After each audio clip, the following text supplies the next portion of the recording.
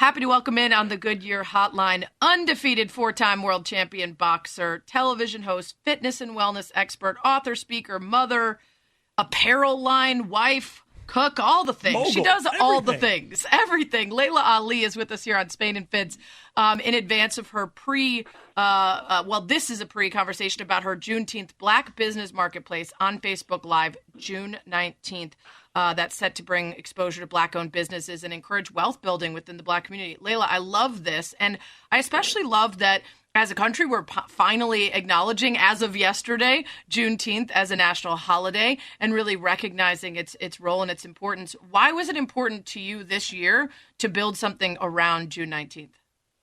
Absolutely. Thanks for having me on. I'm super excited that, we're going to be nationally recognizing Juneteenth. This is actually my second year doing the Building a Black Wealth Marketplace, and we've used my Facebook page as a platform for it. So Dre's, who is a hip-hop artist, really, it was inspired by a song of his. And he reached out to me. I got involved. And, of course, I'm a business owner, and I'm always trying to promote other small businesses in general, but especially Black-owned businesses. So it's definitely important. We've got a big movement that more recently, in the recent years, going on where everybody kind of recognize the value in doing this. But this is something that I've always promoted and will continue to promote.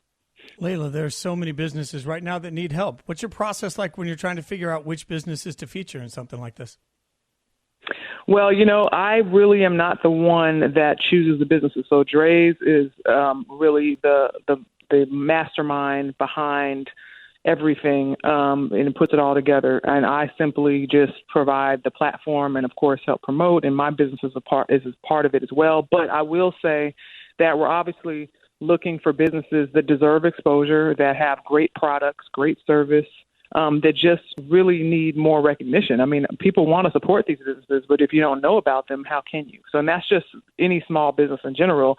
It's really priceless to get that type of a platform that's going to bring you more customers and more awareness of what your product or service you have available. Laila Ali is with us here on Spain and Fitz. I don't know if there's any jobs left. As we mentioned, you have them all.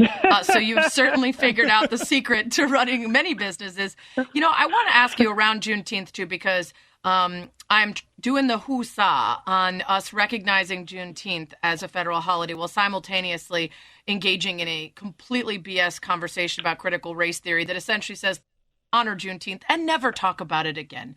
And I wonder, growing up in an activist household, how you approach social issues and activism. Is it something that you feel compelled to carry on the words and the work of your father, or have you always wanted to go your own direction? I don't feel burdened to carry it on, but it's something that it constantly comes up because, unfortunately, there's all sorts of systematic racism that has been put in place for years that is holding people back. And that's something that we can't deny. It's something that, if I don't experience it myself, then my friends or family does. So it's not something you're ever going to be able to turn your back on. And, it's interesting. I watched a video of my father not too long ago where he was saying how, his great-grandfather and his father were all promised, oh, it'll be better for your kids, and now he's like, oh, it'll be better for your kids. And it's a little bit better, but it's not all the way better. So it's something that's going to continue, on until, we feel like we don't need to talk about it anymore. So, but yeah, it is something that, like I said, I try to use my voice, my platform, but mainly I don't focus my energy on negativity. Even with my business, I don't go around, oh, it's a Black-owned business. It's like, you can see that I'm Black. I don't need to tell you that, Right. So I would like when we get to a place where it's normalized, where we don't have to say, oh, this is a Black business, promotion, it's just a business promotion. So, but, until we get to that point, that's what we're going to have to do. Laila, have you felt like a shift in the overall climate? We talk a lot here about the number of athletes that have used their platform to try and bring awareness to issues and social justice issues particularly. Have you felt like there's been a change in just the quantity of athletes that are out there using their platform for it? I think so. I mean, more now that you have social media and you have people building their brands and, this has been something that has been more public and it's more accepted to talk about. So I think that anything you can do is wonderful. You know, a lot of times I hear people try to compare to my father, which, you know, never is that a comparison to me because my father put so much on the line, you know.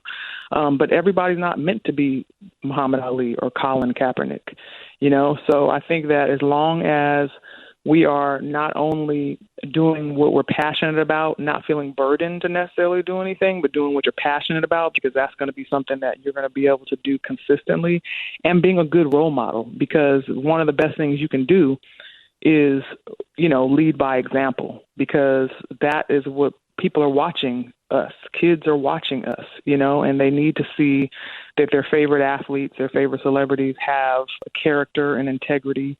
You know, unfortunately, you know, that's just, when I say unfortunately, meaning that kids looking up to them, because I believe parents should raise their kids and they shouldn't put so much value in celebrities and athletes because they're just people, you know, at the end of the day are not perfect, but that's just the way that it is. So I'm always conscious of how I act, what I do, what I say, what I promote, what I attach my name to, all of that. And it comes from the legacy that my father left before me, for sure.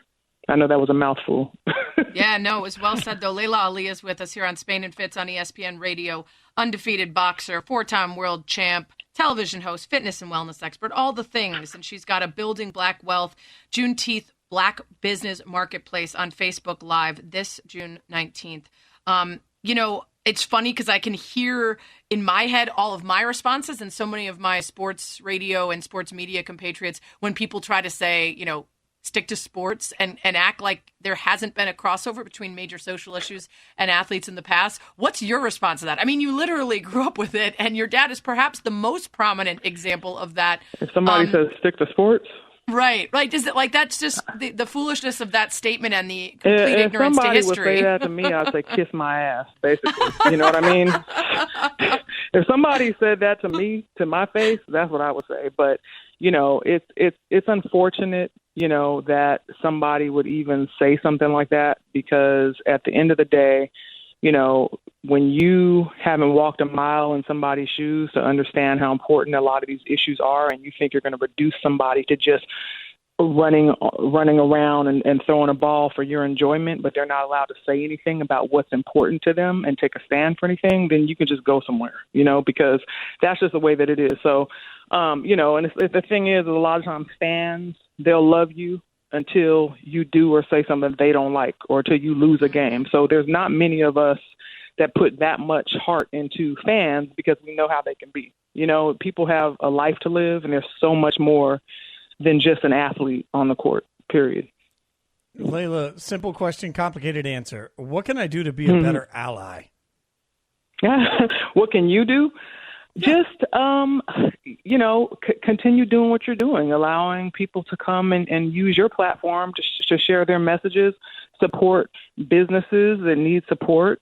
You know, that's what we do. We vote with our dollars. You know, a lot of times people don't realize that. You know, even when I tell people when it comes to healthy eating and organic eating and all of that, like, you keep paying for junk food and paying for food and with poisons and it's killing you, then they're going to continue making it and making it, you know, available to you. If you start saying, I don't want genetically modified ingredients and color and chemicals and pesticides and all these things that are killing me slowly in the food, and I need more options available in the grocery store, you're going to start seeing a bigger and bigger organic non-GMO section.